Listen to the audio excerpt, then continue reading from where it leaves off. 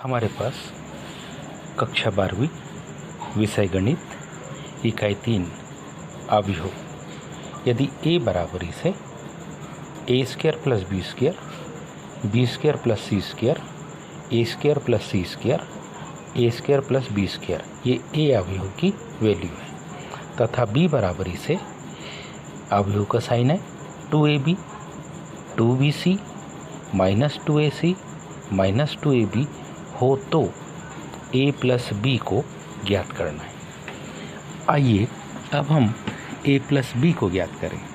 तो ये लिखा अपन ने a, दूसरा लिखा प्लस b बराबरी से क्या करते हैं हम पहले a अवयव को लिखेंगे a square plus b square b square plus c square फिर a square plus c square a square plus b square. हमने a अवयव की वैल्यू लिख दी, प्लस का साइन बनाएंगे। अब b अवयव की वैल्यू, b अवयव की वैल्यू में हमारे पास है क्या 2ab, अगला पद है 2bc, यहाँ है माइनस 2ac, फिर यहाँ है माइनस 2ab और ये अवयव का साइन क्लोज।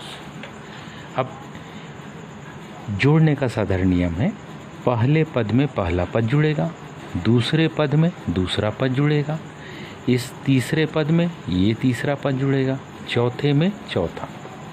यानी पहली पंक्ति के अवयव में पहली पंक्ति के अवयव ही क्रमशः जुड़ेंगे, दूसरी पंक्ति के अवयव में दूसरी पंक्ति के ही अवयव क्रमशः जुड़ेंगे। क्रमशः मतलब पहले पद के साथ पहला पद, दूसरे पद के साथ दूसरा पद।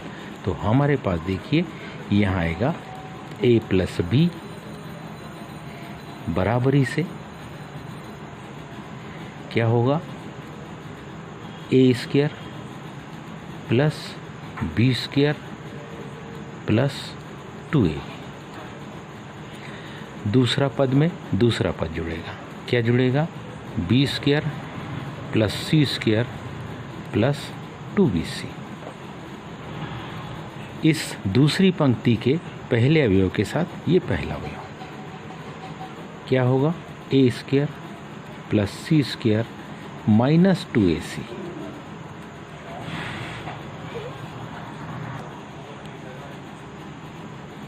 a square plus b square minus 2ab। अब हम में से सब जानते हैं, जो जानकारी हमारे पास है उसी को हम लिखेंगे। कौन सी जानकारी? हम जानते हैं कि यदि a square plus b square plus 2ab हो तो हम उसके स्थान पर लिख सकते हैं a plus b whole square. और इसी प्रकार से यदि हमारे पास क्या हो